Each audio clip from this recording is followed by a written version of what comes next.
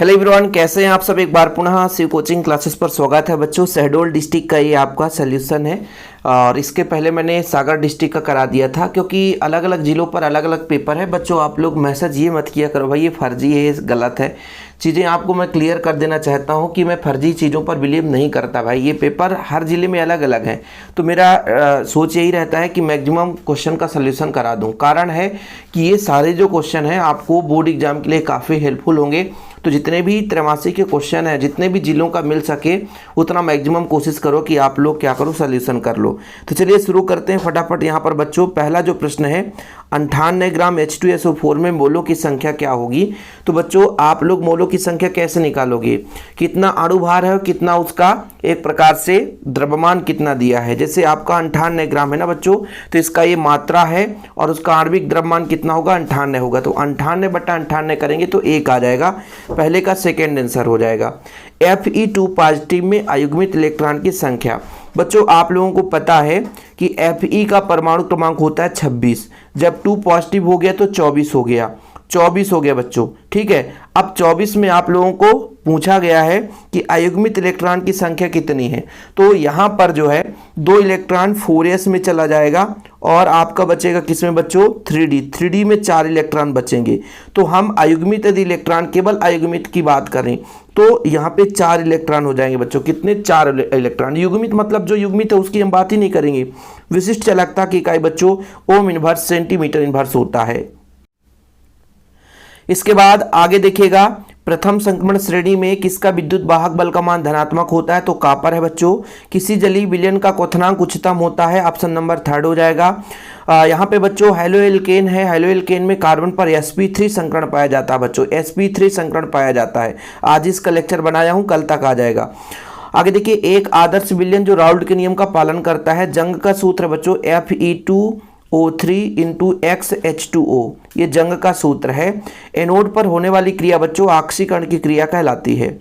Amino अम्ल के बहुलक प्रोटीन कहलाते हैं बच्चों, प्रोटीन। K2Cr2O7 एक प्रबल ऑक्सीकारक होता है। रासायनिक दूत किसे कहा जाता है बच्चों, आपको बताना है। रासायनिक दूत एंजाइम को कहा जाता है। तो इसका बच्चों गलत मैंने बता दिया, रासायनिक दूत हार्मोन को कहा जाता है। इसका आप लोग नोट करो, हार्मोन, हार्मोन है, ठीक है। रासायनिक दूत किसे कहा जाता है, तो हार्मोन को कहा जाता है। चलिए कोई बात नहीं है। यहाँ पर देखिए एक वाक्य में उत्तर, प्राणी शरीर में संग्रहित कार्बोहाइड्रेट का नाम बताना है। तो ग्लाइकोजन बच्चों, क्या ग्लाइकोजन, ग्लाइकोजन। एल्किल हैलाइड ध्रुवीय होने के बाद जल में अविलेय होता है, क्योंकि जल के साथ हाइड्रोजन बंध नहीं बनाता। ठीक है, हाइड्रोजन बंध नहीं बनाता। यहाँ पे जैव उत्प्रेरक एंजाइम को कहा जाता है, इसका आंसर हो जाएगा एंजाइम। ठीक है, रासायनिक दूत हार्मोन हो जाएगा बच्चों, जैव उत्प्रेरक आपका एंजाइम हो जाएगा।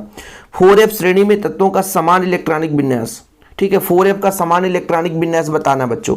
इसका हो जाएगा आपका जेनान होता है, और जेनान के बाद 4f में बच्चों 1 से 14 इलेक्ट्रॉन हो सकते हैं। और 5d में तो इलेक्ट्रॉन भरे नहीं जाते, तो 5d में 0 रहेगा। इसके बाद 6s में बच्चों 2 इलेक्ट्रॉन होते हैं। ठीक है, तो इसका समान इलेक्ट्रॉनिक विन्यास ये हो गया। आगे चलिए देखिए भाई साहब, स्कैंडियम से जिंक तक किस संक्रमण श्रेणी के तत्व है। तो तीसरे यानी 3d संक्रमण श्रेणी के तत्व हैं। मोललता ज्ञात करने का फार्मूला WB/MB, WB/MB गुणे 1000/WA, क्या बच्चों, WA। ओके, चलिए आगे देखिए, सही जोड़ी मिलान कीजिए। आप लोग यूं आसानी से सही जोड़ी मिलान कर देंगे। पहला जो है बच्चों प्रसरण दाब, πB = nRT, प्रसरण दाब को हो जाएगा 1 फराडे 96,500 कूलाम। एक्टिनाइड रेडियोधर्मी हो जाएगा। क्लोरोफॉर्म फास्जीन गैस बनाता है, COCl2। यदि क्लोरोफॉर्म सूत्र होता CHCl3 होता। अब न्यूक्लिक अम्ल DNA पे जाएगा बच्चों, किसमें, DNA पे जाएगा। आगे देखिएगा, सत्य सत्य बताना है। प्रोटीन जल अपघटन पर एंजाइम देता है, इसको बताना है आपको। तो ये आपका गलत है, ये आपका गलत है बच्चों। सुक्रोज डाइसेकेराइड है, सुक्रोज डाइसेकेराइड है, बिल्कुल सही है। SN2 एक पद में होता है, ये भी सही है। और बच्चों सरलता से अभिक्रिया देता है, ये थोड़ा सा गलत है, क्योंकि जो हेलोएरीन है सरलता से अभिक्रिया नहीं देती अनुनाद प्रभाव के कारण। और Ti3 पॉजिटिव रंगीन है, ये आपका सत्य है बच्चों। ठीक, चलिए इसके बाद क्वेश्चन देख सकते हैं। बढ़िया छोटे छोटे क्वेश्चन आए थे यार, बहुत ही सिंपल क्वेश्चन था। आप लोग देख सकते हैं, इसको मैं टेलीग्राम में भी शेयर कर दूंगा। जो बच्चे पहली बार आए हैं तो टेलीग्राम में ज्वाइन कर लेंगे, डिस्क्रिप्शन पे लिंक मिल जाएगा। नाम वाली अभिक्रिया भी पूछा गया था, लेंथ एंड एक्टिनाइड में अंतर भी पूछा गया था, SN2 SN1 अभिक्रिया सभी में दो पेपर अभी मैंने सोल्यूशन कराया, दोनों में SN1 SN2 है, राउल्ट का नियम दोनों में है। ऐसे क्वेश्चन कई हैं बच्चों जो मिलते जुलते हैं, ठीक है।